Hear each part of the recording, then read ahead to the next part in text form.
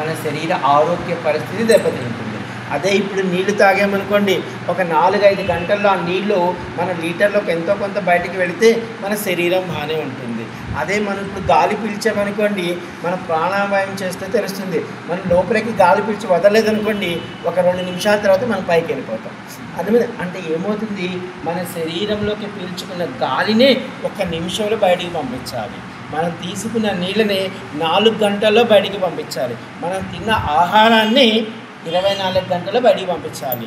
అయితే ఇలా ఉంటే మనకి తెలుసో తెలియకో అసూయని మన లోపలికి పుచ్చుకున్నామనుకోండి, ఇక ఎన్ని జన్మలు పడుతుందో ఈ జీవుడిని ఎత్తి ఈశ్వరుడి దగ్గర కలపడం. అంతే కదా, ఇది అన్నమాట. దీనికి ఉదాహరణ మనం పురాణం తెక్కలేదు. అమ్మ చెప్పింది సతీదేవి, తండ్రి దక్ష ప్రజాపతి, ఇవన్నీ ఉన్నాయంటే ఆయన వినలేదు. అర్థమైందా? వినకపోవడం ఆ తల పొగరెక్కి తల తేయించేసుకొని మళ్ళా ఎన్నో సంవత్సరాలకి మేకతలతో ఉంటే వాళ్ళు దేవతలు కాబట్టి ఉన్నారు, మనం మా చిన్నవాళ్ళని. అర్థమైందా? ఇది అనమాట అసూయ అనే దాన్ని. అంటే మనకి తెలియదనమాట. మనకి అరిషడ్వర్గాలు ఉన్నాయా లేవా మన దగ్గర అనుకుని మనం 1కి 100 సార్లు ఆలోచించుకోవాలి. అయితే ఇప్పుడు పాపం ఈ అసూయ అనేటువంటిది, అంటే అసూయ గురించి మీకు కొంత చెప్పాను. ఇప్పుడు ఈ వింధ్యా పర్వతానికి ఈ అసూయ వచ్చింది.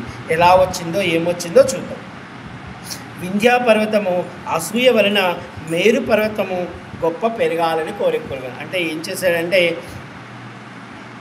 ఈ నారదుడు మన నర్మదా నది తీరంలో స్నానం చేసి మన యొక్క ఓంకారేశ్వర మహాదేవుని దర్శనం చేసుకొని ఆ వింధ్యా పర్వతం ఉన్నటువంటి దరిదాపుల్లోకి వెళ్ళాడు. అయితే ఎప్పుడైతే అలా వెళ్ళాడో ఈ నారద మహర్షి ఈ పర్వతము, ఈ వింధ్యా పర్వతం ఏం చేసిందంటే, దేవతలకి మనకి కూడా ఉంది కామరూపము. అంటే ఈ పర్వతాలు 2 రూపాలుగా ఉంటాయి. ఒకటి స్థూల రూపము, రెండవది జంగమ రూపము అంటారు. అంటే ఈ ఆ పెద్ద పర్వతం ఏం చేసిందంటే, అయ్యో నారదముని వస్తున్నారు గబగబా అని ఆ యొక్క పర్వతము ఒక జంగమ రూపం దాల్చి, అంటే నారదుడికి కనపడేలాగా ఒక చిన్న రూపాన్ని దాల్చి, నారదముని వస్తున్నారు, చాలా గొప్పవాడు ఆయనకి ఎదురు వెళ్ళి ఆతిథ్యం ఇద్దామని పాపం ఇక్కడ మాత్రం చేశాడు. స్థావర రూపంగా ఉన్నటువంటి ఆయన జంగమ రూపంగా మారి గురువు వద్దకు వెళ్ళాడనమాట. ఆ వింధ్యా పర్వతం వెళ్ళి అక్కడ ఏం చేశాడంటే, వింధ్యా పర్వతము ఆయన దగ్గరికి వెళ్ళి, గురువుగారండి మీరు వచ్చారు, ఎవరు? నారద మహర్షి. ఆయనకి ఎన్ని రకాల పండు ఫలాలు తీసుకెళ్ళాడు, 16 రకాల పండు ఫలాలు తీసుకెళ్ళాడు. ఆయనకి ఆతిథ్యం ఇచ్చాడు, ఆయన కొంత విశ్రాంతి తీసుకోమని చెప్పాడు. ఇక్కడ వరకు మాత్రం వింధ్యా పర్వతం చాలా గొప్పగా చేసింది. అయితే ఆ తర్వాత వింధ్యా పర్వతం ఏమనుకుందంటే, అయ్యో ఇప్పుడు పెరిగింది ఒక్కరుగా, ఇప్పుడు మన లోపల ఉంది చూడండి, అప్పటిదాకా బాగానే ఉంది, గురువుగారు ఎక్కడో వస్తున్నారని చెప్పుకొని వెళ్ళినటువంటి వాడు ఆయనకి అన్నీ ఇచ్చాడు, అక్కడ వరకు బాగానే ఉంది. ఇదే అనమాట, మనం ఎవరితైనా ఏమ్మా బాగున్నామనుకోవాలి, ఇంకొంచెం ఎక్కువ పోయామంటే ఇవన్నీ వచ్చేస్తాయి మనకి. అది ఈశ్వర సంకల్పం ఉంటే కలవాలి అవన్నీ. అంతేగాని మనకై మనం దాన్ని పుచ్చుకున్నాం అనుకోండి ఇవన్నీ ఇస్తాయి. ఇప్పుడు ఈయన కూడా అదే పని చేస్తున్నాడు. ఈ వింధ్యా పర్వతం ఏం చేశాడంటే, కాసేపు నారదుడు కూర్చున్నాడు కదా, ఈ విశ్రాంతి తీసుకున్నాడు కదా, సరే అండి గురుగారు మీరు పడుకొని నేను వెళ్ళిపోతానంటే పోయి ఉండేది.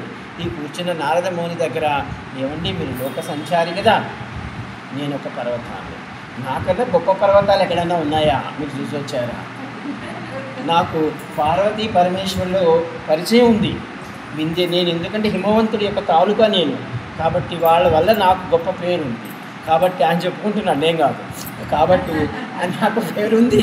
నేను ఆయన కొంత తన యొక్క ప్రగల్భాలు చెప్పుకోవడం మొదలు. ఇప్పుడు మనం ఏం చేయాలంటే, ఎంత మన చెట్టుని చూసి అదే నేర్చుకోవాలంటే, చెట్టు ఎంత పైకి వెళుతుందో, ఎంతమందికి నీడ ఇస్తుందో, ఎన్ని పండ్లు ఫలాలు ఇస్తుందో, కానీ అది ఎప్పుడు కింద భూదేవినే చూస్తుందట.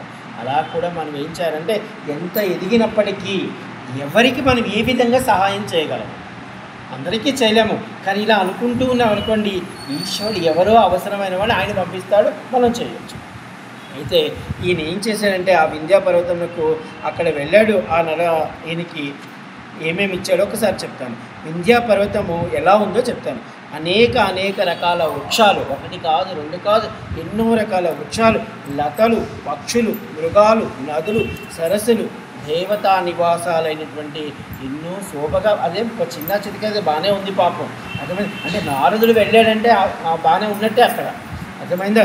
అయితే ఇంత గొప్పగా ఉన్న వింధ్యా పర్వతము 100 సూర్యకాంతి వలె ఉన్నటువంటి నారద మహర్షికి వందనాలు చేసింది. వింధ్య జంగమ రూపాన్ని ధరించి వినయముతో నారదుడికి వెళ్ళి నమస్కరించింది. నారదముని పాదాభివందనం చేసింది. చూడండి ఎంత సంస్కారం చేసి పాలు, పెరుగు, తేనె ఇలా 16 రకాలైనటువంటి షోడచప ఉపచారాలతో ఈ నారద మహర్షికి సేవ చేసింది. ఓ నారదముని, నీ రాక ఇక్కడ చూడండి మళ్ళీ ఎంత పొగుడుతున్నాడు. నా పుణ్య పంట, నిజంగా రావడం అంటే నా అదృష్టమే. ఇది ఇంతవరకు బాగానే ఉంది. నా జన్మ ధన్యమైంది, నా అజ్ఞానము తొలగిపోయింది, అర్థమైందా అని భక్తిగా వినయంగా నారదముని దగ్గర చెప్తున్నాడు. అయితే నారదముని కూడా అనుకున్నాడు, అబ్బో పోన్లే మంచివాడు వీడు బుద్ధి బాగుంది అనుకున్నాడు. కానీ ఇంతలోనే పురుగు పుట్టింది.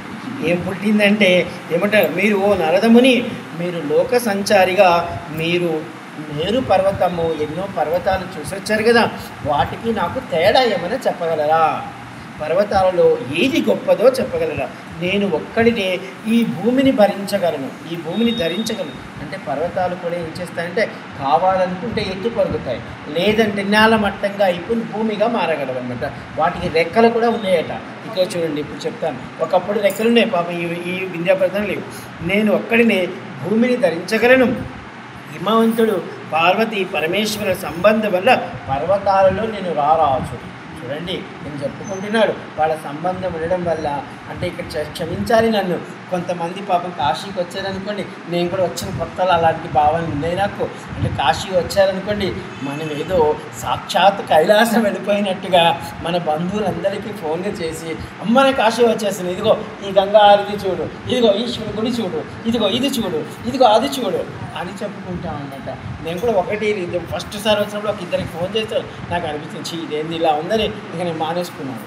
అంటే చాలామంది పనిలోకి వెళుతూ ఉంటారు. అంటే ఏంటంటే మన కాశీ వచ్చేమనేటువంటి ఒక గొప్ప అమ్మ చెప్పానంటే నాకు అది రాలేదు. అహంతో మనం ఏం చేసామంటే గొప్పది ఏదో సాధించారు, నిజమే సాధించారు. కానీ ఈశ్వర కాశీకి అయితే వచ్చాను, కానీ నీ హృదయంలోకి వెళ్ళాలి, నీ హృదయంలోకి వెళ్ళాలి. అర్థమవుతుందా? నీ హృదయంలోకి వెళ్ళడానికి నాకు మార్గం చూపించు అని ఇంకా మనం అలా ప్రయత్నించేటువంటి ఇది చేయాలి. అయితే మీరు నారదముని అంటున్నాడు, నారదముని నీ రాక ఇదంతా చెప్పాడు. నేను ఒక్కడినే భూమిని ధరించగలను. హిమవంతుడు పార్వతీ పరమేశ్వరులు సంబంధం వలన నేను పర్వతాల్లో రారాజుని. చూడు ఒక్కరో పెరిగింది ఇక్కడ అహంకారం. కొంత గర్వంగా అనిపించిన నారదముని ఇలా అన్నాడట. నారదముని వింధ్యా పర్వతం మాటలు విని కొంచెము నిట్టూర్పు వచ్చాడు. అంటే నిన్న మనం చెప్పుకున్నాము, దుర్గాసుడి దగ్గర కాళరాత్రి అమ్మవారు వెళ్ళింది, ఆ అమ్మవారికి కూడా నిట్టూర్పు వచ్చింది. కానీ ఆ కాళరాత్రి అమ్మవారి నిట్టూర్పు వల్ల 30,000 మంది సైన్యము బూడిద కుప్పలై పడిపోయారు. అర్థమైందా? అయితే పాప ఈయన నారదుడు కదా, ఈయన చిన్నగానే కూర్చోడు. అయితే ఈయన ఎప్పుడైతే అలా నిట్టూర్పు అంటే ఈయన వచ్చిన నిట్టూర్పు ఎలా ఉందంటే ఏదో వింధ్యాపర్వతం చెప్పిన మాటలకు సంతృప్తి లేనట్టుంది నారదుడికి. అలా చేశాడు. అప్పుడు ఈయన ఏమనుకుంటున్నాడంటే నారదముని లోపల అనుకుంటున్నాడు. అంటే పెద్దవాడు కొంతమంది లోపల అనుకుంటూ ఉంటారు ఏమని, శిఖర దర్శనం మాత్రమున చేతనే, శిఖర దర్శనం మాత్రము చేతనే ముక్తిని ప్రసాదించే శ్రీశైల శిఖరం ఉంది కదా, దానికంటే ఈయన గొప్పవాడా అని నారదముని లోపల అనుకుంటున్నాడు. మళ్ళా ఏమనుకుంటాడు, సువర్ణ రత్నములు కలిగిన దేవతా నివాసములు కలిగిన ఎల్లప్పుడూ గౌరవముని పొందుతూ ఎల్లప్పుడూ వినయముగా ఉన్నటువంటి మేరు పర్వతం ఉంది కదా, దానికంటే గొప్పవాడా ఈ వింధ్యా పర్వతం అని ఈ యొక్క నారదుడు లోపల అనుకుంటున్నాడు. అంటే ఇప్పుడు మనం కూడా ఏంటంటే మనం ముందు వచ్చి ఎవరైనా గొప్పవాడిని ఏమైనా అనుకున్నారనుకోండి, అబ్బో ఆయనకంటే గొప్పవాడైనట్టు మాట్లాడుతున్నాడు ఇక్కడ, కానీ మనం తిట్టలేక గమ్మని లోపల అనుకుంటాం. నారదముని కూడా ఇదే పరిస్థితి. ఇప్పుడు ఆయనకి ఆ పరిస్థితి అయితే మనం కూడా అదే. ఎందుకంటే తింటే ఏమంటే కొన్ని నాకు ఒక సందేహం ఉండేదన్నమాట.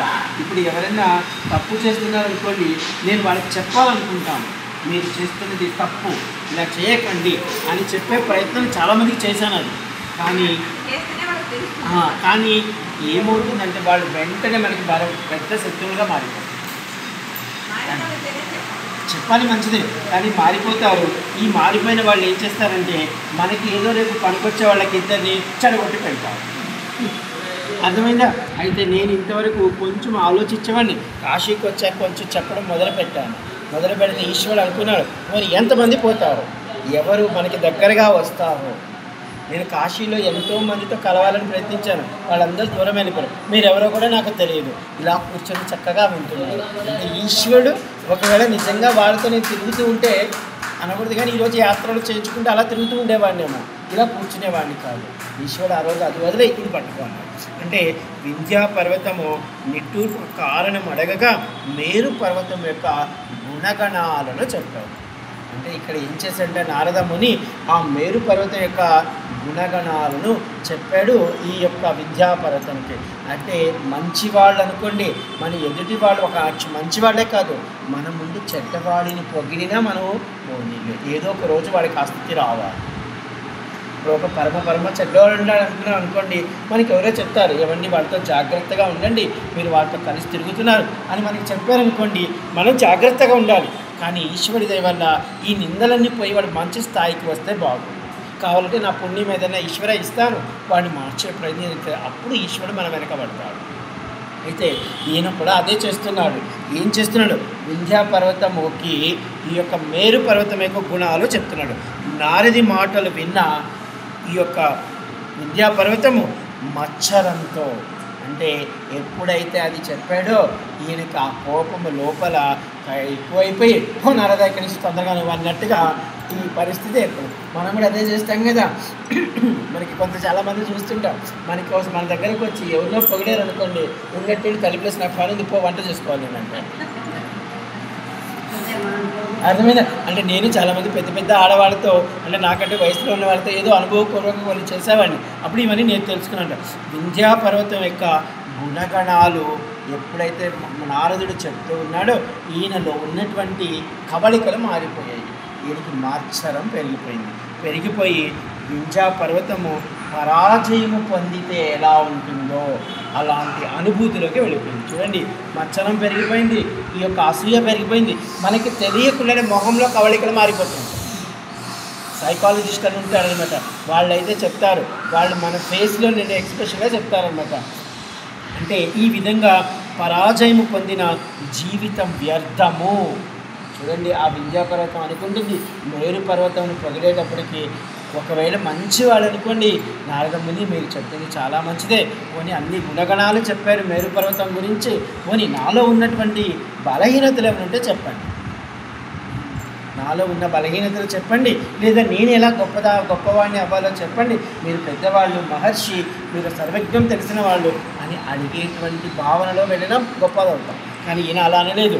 ఈయన ఎలా లోపల అనుకుంటున్నాడంటే, అలా అక్కడ పొగిడేటప్పటికి ఈయన ఏదో యుద్ధంలో ఓడించేసినట్టుగా, ఈయన పరాజయం పొందినట్టుగా, అంటే ఓడిపోయడం కంటే కూడా చావే గొప్పది అన్న స్థాయిలో ఈయన ఆలోచనలు మారిపోయాయి.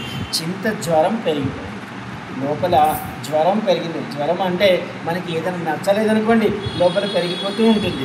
అలాగా ఇప్పుడు చూడండి ఏమనుకుంటున్నాడో ఈ యొక్క వింధ్యా పర్వతం, దేవేంద్రుడు నా రెక్కలు లేకుండా చేశాడు, కానీ లేకపోతే ఇప్పుడు వెళ్ళి నేను ఒక్కసారిగా మేరు పర్వతం తల మీద కూర్చునేవాడు, అంటే వాడికంటే గొప్పవాడిని అని చెప్పడానికి. అర్థమైతే ఇంతకుముందు మనకు ఫోన్లు లేవు కాబట్టి పరిగెత్తుకుపోయి తిట్టేవాళ్ళు వాళ్ళు పెట్టి, ఇప్పుడు ఫోన్ చేసి తిట్టేస్తున్నారు. ఓకే, ఈ దేవేంద్రుడు నా రెక్కలు లేకుండా చేశాడు, లేకుంటే ఒక్క ఎగురున ఎగిరి మందర పర్వతం శిరస్సు పైన కూర్చునేవాడు, అంటే వాడికంటే నేను గొప్పవాడిని అని చెప్పుకోవాలని. చూడండి, ఇది ఈ యొక్క అసూయ వల్ల, మత్సరం వల్ల మనలో కలిగేటువంటివి. నేను ఏ విధంగా మేరు పర్వతంతో పోటీ పడి గొప్పవాడిని అవ్వాలి అని అనేటువంటి ఆలోచనలో పడిపోయాడు. అర్థమైందా? ఇందాక పోనీ అలా అనుకున్నవాడు నారదముని, ఇందాక మనం అనుకున్నట్టు నారదముని మీరు చెప్పారు పాపం మేరు పర్వతం చాలా గొప్పదన్నారు, పోనీ నేను కూడా అలా గొప్పవాడిని అయ్యి నా దగ్గర కూడా దేవతలు ఉండే ఆవాసం చేసుకునేలా చేయాలి. మనం చెప్పుకున్న కాశీ నుంచి సమస్త దేవతలు వెళ్ళిన వాళ్ళు వాళ్ళ లోకాలు ఉన్నవాళ్ళు లోకాలకు వెళ్ళారు, లోకాలు లేని వాళ్ళు ఎక్కడికి వెళ్ళారంటే వింధ్యా పర్వతం దగ్గరికి వెళ్ళి కూర్చున్నారు. అర్థమైందా? ఇప్పుడు మనకి ఎక్కడికైనా మనం ఇంతకుముందు తిరుమల వెళ్ళేటప్పుడు ఫస్ట్లో ఎక్కడన్నా రూములు అవన్నీ తీసుకునే వాళ్ళు రూమ్లకు వెళ్తారు, లేని వాళ్ళు అక్కడ ధర్మాశ్రమాలు ఉంటాయి. ఇప్పుడు మన కాశీలో అయితే కొన్ని తక్కువ ఉన్నాయి, కానీ అలాంటి ఆశ్రమాలకు వెళ్ళిపోతాం. అక్కడ వెళ్ళిపోయి వాళ్ళు ఏదో అంతా పెడతారు, ఆ తర్వాత తినేవాళ్ళు. అంటే ఈయన ఏమనుకుంటున్నాడంటే ఏ విధంగా నేను ఇప్పుడు పోటీలో గెలవాలి. చూడండి, అసలు పోటీకి ఏమైనా మందర పర్వతం పిలిచిందా? కొన్ని నారదుడు ఏమైనా చెప్పాడా మీ ఇద్దరు పోటీ పడమంటే గెలవండి అని? అంటే కర్ణుడు ఏ విధంగా అలా పడ్డాడో ఇలా వచ్చాడు. అంటే సూర్యుడు మేరు పర్వతాన్ని అంటే ఇక్కడ అనుకుంటున్నాడు బలశాలిగా తలచి, అంటే ఈ యొక్క మేరు పర్వతం అంటే ఈయన తప్పుగా ఆలోచిస్తున్నాడు.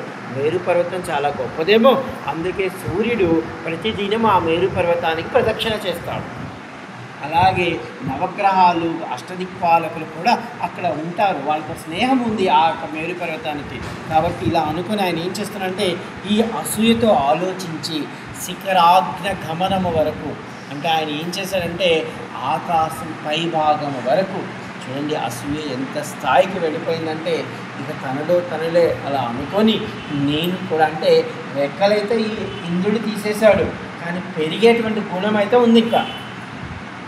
కాబట్టి ఆ పెరిగే గుణంతో ఏం చేశాడంటే ఆకాశం వరకు ఏమి, అంటే మనం కూడా అనకూడదు కానీ అసూయ వచ్చినప్పుడు, కోపం వచ్చినప్పుడు కోపానికి పరాకాష్ట అసూయ. అర్థమవుతుందా? అంటే ఈ కోపము అసూయ వచ్చినప్పుడు మనం ఏమి మాట్లాడుతున్నామో ఏమి చేస్తున్నామో విచక్షణ కోల్పోతుంది. అర్థమవుతుందా? ఇటువంటి స్థాయిలో ఈయన ఏం చేశారంటే అయ్యో నేను ఒక పర్వతాన్ని, నా మీద ఎంతోమంది ఆశ్రయించుకుని ఉంటారు, నేను ఇలా ఒక్కసారిగా పెరిగితే ఎంతమందికి నష్టం వస్తుందో ఇవన్నీ ఆలోచన లేకుండా ఆయన ఆకాశం అంతా పెరిగాడు. అయితే ఈయన ఎప్పుడైతే ఆకాశం అంతా పెరిగాడో సూర్య యొక్క గమనానికి అడ్డైపోయాడు. చూడండి ఎవరిని ఆపాడు? ముందు సూర్య భగవానుడిని ఆపేశాడు. ఎప్పుడైతే సూర్య భగవాన్ని ఆపితే ఇక ఆ పక్కనున్న లోకాలకు కానీ లేదా లోకాలకు కానీ అల్లాడిపోతాయి. మనకి సుమతీమాత ఉంది కదా, సుమతీమాతకి ఆయన భర్తకి ఆయన ఒక ఋషి శాపం ఇస్తాడు, తెల్లారి తనకే నీ భర్త చనిపోతాడని. అప్పుడు ఆవిడ ఏం చేస్తుందంటే చూడండి, ఆవిడ మహాపతివ్రత అంటే అనసూయమ్మ శిష్యురాలు కాబట్టి ఆవిడ చేతుకున్న ఒక గాజును తీసి, నేను నిజంగా నా భర్తని ఇంత కష్టంలో అనుభవించి నా భర్తకు నేను సేవ చేస్తే, అంటే సామాన్యులు కూడా దేవతని ఎదిరించే శక్తి ఉంటుంది, వాళ్ళ ధర్మాన్ని పట్టుకుంటారు. అర్థమైందా? అయితే ఆవిడ అంతటి ఇది కాబట్టి ఆవిడ ఏం చేస్తుందంటే నా గాజు వెళ్ళి సూర్యగమనాన్ని ఆపుతుంది. ఆమె చేతుకున్న గాజుని తీసి ఆమె విసిరేస్తుంది, సూర్యుడు రాకుండా నా గాజు అడ్డుపడుతుందని. నిజంగా అడ్డుపడుతుంది, సూర్యుడు రావడానికి లేకుండా ఆ గాజు పూర్తిగా ఆగిపోతుంది. అప్పుడు లోకం స్తంభించిపోతుంది. అప్పుడు పరిగిస్తారు ఎక్కడున్న బ్రహ్మ విష్ణువులు, అమ్మ తల్లి జగన్మాత అని ఈవిని పొగుడుతారు వచ్చి, ఇప్పుడు నీ భర్త ఇలా అయినా అంటే నీ భర్త ఆయన మహర్షి ఇచ్చిన శాపం అయితే అంటే చూడండి, ఎందుకంటే ఈవిడ వినే పొజిషన్లో లేదు, ఇప్పుడు వాళ్ళ భర్త చనిపోతున్నాడు కాబట్టి ఈవిడ ఆ స్థాయిలో ఉంది. అంటే నిజంగా మనం ధర్మం ఉన్నప్పుడు ఈ స్థాయిలో ఉండడం తప్పలేదు. అంటే ఆవిడ అనుకుంది అని నేను నా భర్తని అనుభవించింది, అమ్మవారు చెప్తుంది, ఆవిడ చేసుకోవడమే చాలా ఇబ్బందిగా ఉంది, అతనే చేసుకుంది. అనసూయ మాత చెప్పింది కాబట్టి చేసుకుంటుంది ఆవిడ. అలాంటి ఆవిడ అనసూయమ్మని తీసుకొని వచ్చి అమ్మ నువ్వైనా చెప్పంటే అప్పుడు అనసూయ మాత చెప్పాకే ఆమె గాజుని మళ్ళీ వెనకలు ఆవుతుంది. అంటే చూడండి, మనము ఒక్కొక్క ధర్మంగా పెరగడంలో తప్పలేదు, లోక కళ్యాణం కోసం చేయడంలో తప్పలేదు. ఎప్పుడైతే అనసూయ మాత అలా వచ్చి చెప్తుందో ఆవిడ అనుకుంటుంది, పోనీలే నా భర్త ఒక్కడే కదా. ఆవిడ ముందేమో అనుకుంటుంది నా భర్తల కోసం సూర్యగమనాన్ని ఆపుతాను అనుకుంటుంది. చూడండి, ఇది మనము ఎక్కడ తగ్గాలా ఎక్కడ పెరగాలా అనేది నేర్చుకోవడం అన్నమాట. అయితే ఎప్పుడైతే అనసూయ మాత వచ్చి అడుగుతుందో ఆమె అనుకుంటుంది, అమ్మ పోనీ లోక కళ్యాణం కోసం నా భర్తని నేను పోను అయితే అని అప్పుడు ఆవిడ వెనక్కి పిలుస్తుంది. అంటే ఇక్కడ చూడండి, ఈశ్వరుడి పరీక్ష. ఇదే పరీక్ష మనకి మహాభారతంలో కూడా చాలా దగ్గరలో వచ్చింది. గాంధారి మాత వెళుతుంది సాక్షాత్ ఈశ్వరుడి దగ్గరికి, ఈశ్వర 100 మంది సంతానాన్ని ఇచ్చావు నాకు, అని ఒక్కడిని కూడా కాపాడుకునే శక్తి లేదా నా దగ్గర. అంటే మనకి ఒక పురాణంలో చెప్తారు ఈశ్వరుడిని అడిగిందని, ఒక పురాణంలో మనకి వ్యాసుడిని అడిగిందని చెప్తాం, ఎవరినో ఒకరిని అడిగింది. కానీ అక్కడ అని చెప్తారు, అమ్మ నువ్వు మహాపతివ్రతగా నీ భర్త కళ్ళు లేవని నువ్వు కూడా కళ్ళకి కట్టుకున్నావు కదా, నీ యొక్క ధర్మము నీ యొక్క సేవ నీ కళలో దాగి ఉంది. అంటే నువ్వు జీవించిన కాలము నువ్వు చేసుకున్నావు కదా ఏదో పుణ్యము, ఆ పుణ్యం ఇప్పుడు నీ కళ్ళ రూపంలో ఉంది. ఎందుకంటే నీకు కళ్ళతో నువ్వు లోకాన్ని చూడగలవు, కానీ నా భర్త చూడలేదు కాబట్టి నేను చూడను అనుకున్నాను. ఇది మహాత్యాగమే, ఒక భార్యగా ఇది మహాత్యాగమే. కానీ ఈశ్వరుడు మళ్ళీ ఆవిడ చనిపోయాక తిడతాడు, నువ్వు తప్పు చేసావు అంటాడు. ఎందుకంటే నీకు 100 మంది పిల్లలు పుడతారని తెలుసు ముందుగానే, పెళ్ళి కాకముందే నీకు తెలుసు ఈ వరం ఉందని. ఈ వరం కోసమే వాళ్ళు పెళ్లి చేసుకున్నారు. 100 మంది పిల్లలు నీకు పుడతారన్నప్పుడు, నీ భర్త కళ్ళు లేని వాడు నీకు తెలిసినప్పుడు నీవు కళ్ళకు గడ్డ కట్టుకుంటే నీ బిడ్డల పరిస్థితి. ఎందుకంటే తల్లి యొక్క స్పర్శతో, తల్లి యొక్క ప్రేమతో, తల్లి యొక్క చూపులతో, తల్లి యొక్క వాత్సల్యంతో బిడ్డలు పెరుగుతారు. అలా పెరిగేవాళ్ళు ధర్మాత్ములు అవుతారు. నీవే కళ్ళకి కట్టుకొని పని వాళ్ళకి ఇచ్చేస్తే వాళ్ళని, ఇక పని వాళ్ళ బుద్ధిలాగా వాళ్ళే ఉంటాయి. కాబట్టి ఇది తప్పు, దోషం నీదని అప్పుడు చెప్తారు. అయితే ఇదంతా జరగాలి కాబట్టి అప్పుడు చెప్పరు, నీకు ఒక శక్తి నీ కళ్ళలో దాగి ఉందంటారు. చూడండి, ఆవిడ పరీక్షించుకో అంటే భగవంతుడు ఆవిడకు ఒక అవకాశం ఇచ్చాడు. ఆవిడ దాన్ని లోక కళ్యాణం కోసం ఉపయోగించుంటే పోయేది, కానీ ఆవిడ మళ్ళా దుర్యోధన్ని బతికించే ప్రయత్నం చేస్తుంది. అంటే ఇప్పుడు ఏమైందంటే ఆవిడ కూడబెట్టుకున్న పుణ్యం కూడా కాస్త అయిపోయింది. అర్థమైందా? తల్లిగా ఆవిడ చేసింది కరెక్టే. అంటే దీని అర్థం ఏంటంటే ఇక్కడ మనకి సుమతి మాత ఎప్పుడైతే ఈ అనసూయ మాత వచ్చి చెప్పిందో ఈవిడ వెనక్కి వచ్చేసింది. కానీ మన భర్త నేనే కదా ఇక నష్టపడ్డాం అంటే చూడండి, ఇక్కడ మనము ఈ విధంగా చేయడం వల్ల అంటే అసూయ కొంత దగ్గర పెరగాలి, కానీ మళ్ళీ వదులుకోవడం కూడా నేర్చుకోవాలి. అయితే ఈ వింధ్యా పర్వతము ఈ అసూయతో లోక కంటకుడుగా మారాడు.